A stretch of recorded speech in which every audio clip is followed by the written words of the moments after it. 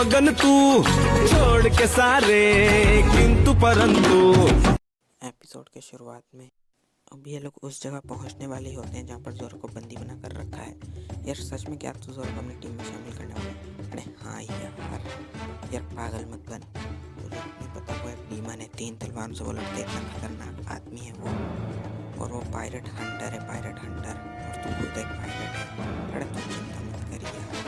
और अब लूफी इस टाउन में पहुँच जाता है और लोगों से पूछता है कि तुम लोगों को ज़ोरो का पता है वो कहाँ है, और सारे लोग इससे डरने लगते हैं। और अब लूफी और कॉबी वहाँ पहुँच जाते हैं जहाँ पर ज़ोरो को बांध कर रखा हुआ है, और ज़ोरो को कुछ रस्सियों से बांध कर रखा हुआ है लकड़ियों के साथ। अबे क्या हम इसकी रस्सियाँ खोल दें? अबे पागल है क्या, तुझे ही मार देगा वो। यहाँ से चले जाओ। और तभी एक बच्ची आती है और वो नीचे आकर ज़ोरो को कुछ राइफल्स ए लड़की चली जा, तेरे को जाना नहीं है। और तभी 3 नेवी के ऑफिसर्स यहाँ आ जाते हैं। राइस बॉल, और ये इसे अपने पैरों से कुचल देता है। ये लड़की तुझे नहीं पता मुझे आपको खाना खिलाना जुर्म है और हम तुझे भी जेल में डाल देंगे। तू जानती नहीं मैं किसका बेटा हूँ, कैप्टन मॉर्गन का बेटा हूँ। वे चले इस लड़की को ठिकाने लगा। पर सर ये तो एक बच्ची है। मानते नहीं बात को। और ये जो ऑफिसर है इस लड़की को वहाँ पर भेज देता है और इसको जब मार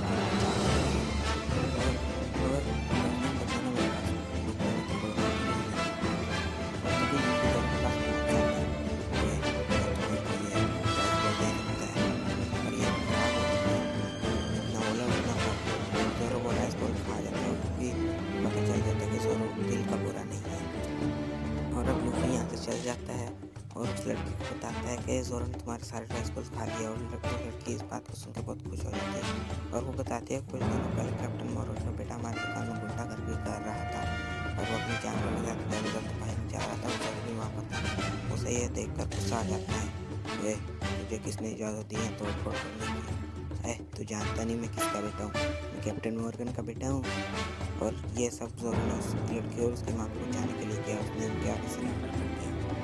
और हम दूसरी तरफ ज़ोरो को देखते हैं जो अपने पास के बारे में सोच रहा होता है, जहाँ पर एक नीले बाल वाली लड़की जीत जाती है। तुम्हें और ताकतवर बनने की ज़रूरत है। और ये सब सोचकर ज़ोरो दुखी हो जाता है। मैं यहाँ पर नहीं कर सकता। अरे मैंने सोच लिया तुम मेरे क्रू में शामिल हो। अरे तू कौन होता है डिसाइड करते हैं? अरे हाँ मुझे तो याद है तुम तलवार से लड़ते ना, मैं तुम्हारी तलवार ला, क्या तुम मेरे क्रू का हिस्सा बनोगे? क्या नहीं बनता। अरे रुक जा, मैं भी तलवार लेके तुम मेरे क्रू में शामिल हो गई। अबे तू गलत डायरेक्शन में जा रहा है। तभी लिखे अपने हाथ लंबे करते हो और दूसरे डायरेक्शन में जाना लगता है और ज़ोरो इसे देखकर हैरान हो जाते हैं। अरे ये इंसान भी है, ये क्या है? और इस तरफ हम कैप्टन मॉर्गन को देखते हैं जो एक स्टैचू को आ रहा होता है। तभी इसका बेटा यहाँ पर रहता है और बोलता है डैड मेरे पास मेरे ऊपर एक बंदे ने हमला किया। नाउमीद को मार दिया होगा। पर डैड वो एक बच्ची है, सारे के सारे जाओ उस बच्ची को ठिकाने लगाओ। और इस तरफ हम लूफी को देखते हैं जो अपने हाथ लगा रखता है इसकी छत पर पहुँच जाता है। अब ये वो कैसे रहा है और कैप्टन मॉर्गन के स्टैचू के ऊपर जाके गिर जाता है और उसका एक हिस्सा तोड़ देता है। सॉरी पाजी गलती से हो गया। और कैप्टन मॉर्गन के बेटे के सामने जाते हैं और उसे उठा के ले जाते हैं। चल पे तो बताता है। और दूसरी तरफ हम देखते हैं कॉबी ज़ोरो की रस्सियाँ खोल रहा होता है और सारे के सारे मरीन्स के ऑफिसर्स आ जाते हैं कैप्टन मॉर्गन के साथ। और लूफी जो है कैप्टन मॉर्गन के बेटे को उसके कमरे में लेकर जाता है और उससे पूछता है ज़ोरो के इनमें से कौन सी ऐसी तलवार है। और वो देखे कोई ना आई, तीनों की तीनों तलवारें ले जाते हैं। और वहाँ नीचे सारे नेवी के ऑफिसर्स और